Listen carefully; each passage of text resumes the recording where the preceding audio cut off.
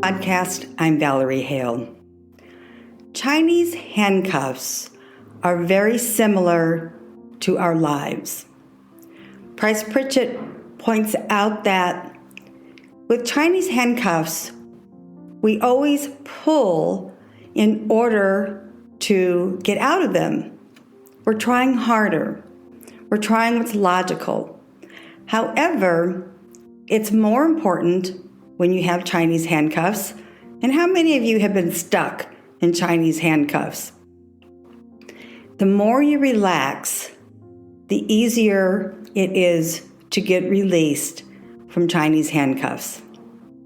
The way Chinese handcuffs relates to our life is that we think, many of us think, trying harder is going to achieve bigger and better results.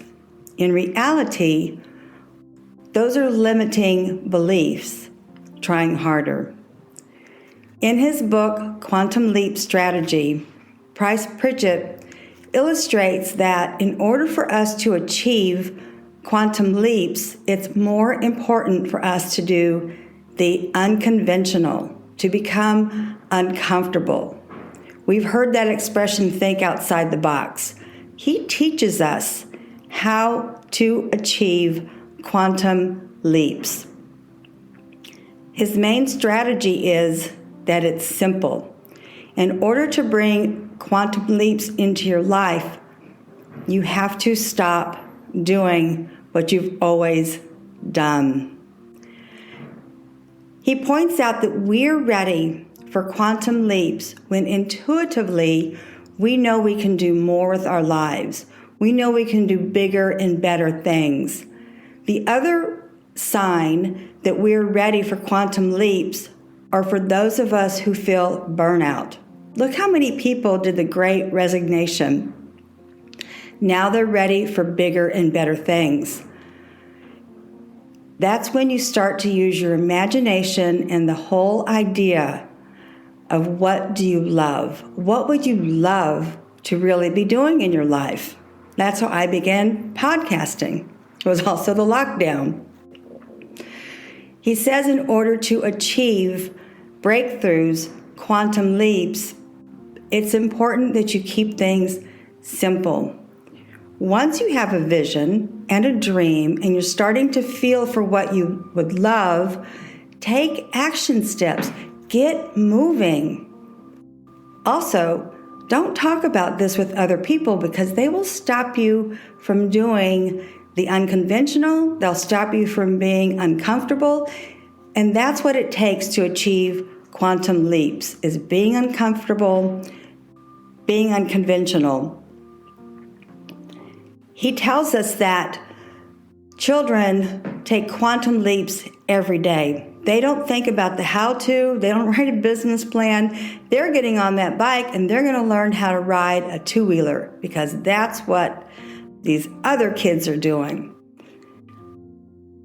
You take action steps and you start small.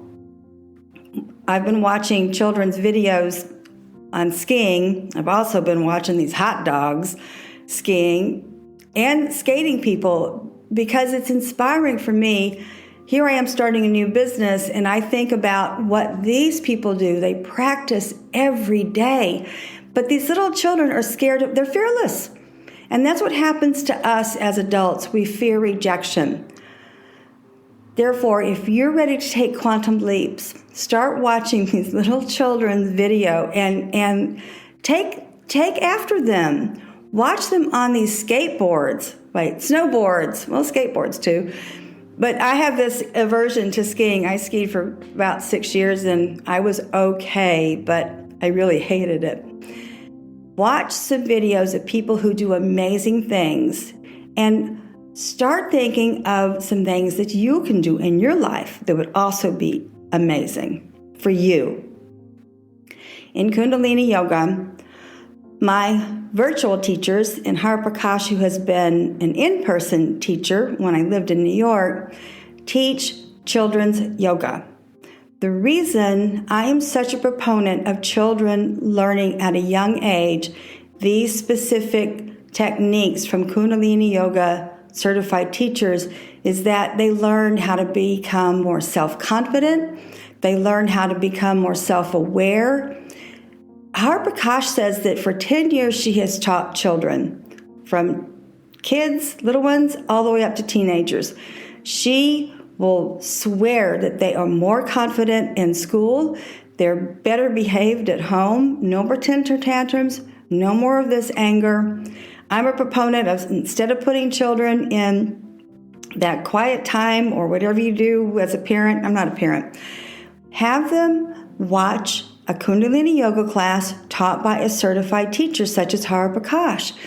They will learn how to control their emotions. They'll learn how to control their anger. HARIPRAKAASH says they even learn how to fight better because they realize they don't need to be fighting, period.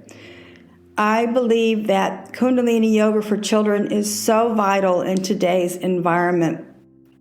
Our children are going through some of the worst times in their lives due to the pandemic. There is a lot of trauma. They need to have fun. They need to be silly. And Kundalini yoga is fun and it is silly. So watch. Have your children watch. This is the time for new technology. Even though this has been around for 5,000 years, I have studied it for 26 years. It has saved my life in many, many ways, mentally and physically. Lastly, wine. Women in wine. I talked last week about 3 stellar female producers in Burgundy. I wanted to elaborate on them. Domaine Drouhin, Chantal is pushing her 70s. She began working in the family vineyards in the 90s, specifically with her father. Her vineyards, the family vineyards, are all in Gevrey-Chambertin. These are masculine wines. They are not for the faint of heart. I don't suggest, if you have never tried Burgundy, I wouldn't suggest starting with Gevrey-Chambertin. I believe that these wines are more of an acquired palate. However, I do feel that the generic Gevrey-Chambertin is a good way to start with an exquisite wine. They have at least 10 vineyard sites, which is highly unusual in Burgundy because just one parcel can be $5 million, but these have been in the family for a long time. The foods that Gevrey-Chambertin would pair with, now remember I am a vegetarian, so any kind of grilled vegetables would be beautiful, Gevrey-Chambertin. However, they are the kind of wines that go well with more of your hearty meals, and the Burgundians are famous for cassoulet. They're famous for their meats. Me, I don't eat any of that stuff when I'm there. The next wine that I suggest, the next vineyard, is Maurice Saint-Denis. That is Veronique Tapenot. They don't have a website. Nonetheless, they actually make a Chardonnay, and that's unusual for Maurice Saint-Denis. Maurice Saint-Denis is what we would call more of a feminine wine. You could have the Maurice Saint-Denis, and of course, these are all Pinot Noir, except for the Chardonnay they produce, and that's a little unusual. The Chardonnay is a little pricey. It's about $57. By the way, the Gevrey-Chambertin, her generic starts at about $48 and goes all the way up to $400. Yeah, a little pricey there. Lastly, with the Maurice Saint-Denis, this is what we call a feminine wine. Much easier for people who are just starting out in Burgundies to try the Maurice Saint-Denis. This is a family vineyard that is old, but not quite as old as the next one I'm going to discuss. This kind of wine you could actually have with fish. If you had more of a gamey fish like a lake trout or a sea bass, this would be a perfect combination. Beautiful wines, worth trying. Lastly, Domaine Boss Drouhin. It is actually Veronique Boss Drouhin, who is the female vintner at the vineyards in Oregon now. She has made 30 vintages over in Burgundy in their vineyards around Beaune, which is where she grew up. Joseph Drouhin is over 140 years old. That puts to shame any producer in the United States. I'm such a snob. I'm a Francophile. Regardless of me being a snob, this is amazing to visit and have your wines from vineyards which are over 140 years old. They have expanded into Oregon, specifically Willamette. Their vineyards are in the Dundee Hills. Now, they're going to be much different in the United States because the Terroir obviously is not 140 years old. They are so worth trying, obviously, but I think what would be really fun is to get a generic Pinot Noir from them in France and then get one of their lower level Pinot Noirs from Oregon and do a blind tasting, because what's typical with Burgundies is when you first open them, their Terroir is more of a is more of a barnyard Merde. That's tough for some Americans. I happen to love it, but it blows off.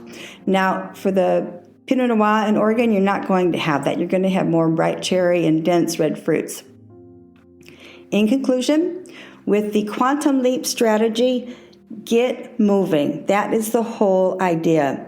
Be uncomfortable, be unconventional. Begin to think about what you love. What you do is more important than what you're pontificating to do, as Pritchett says. Get moving, just like these little videos of these children on their snowboards. Please practice Kundalini Yoga with your children. They are our next world leaders. They need to learn this information, this scientific technique to control their emotions and their mind and bodies. Try these lovely wines by these female winemakers. They're just exquisite. Lastly, I am not a life consultant. I am not a life coach. I create this podcast to help people, hundreds of people globally every week. And when you do drink, drink responsibly. Merci.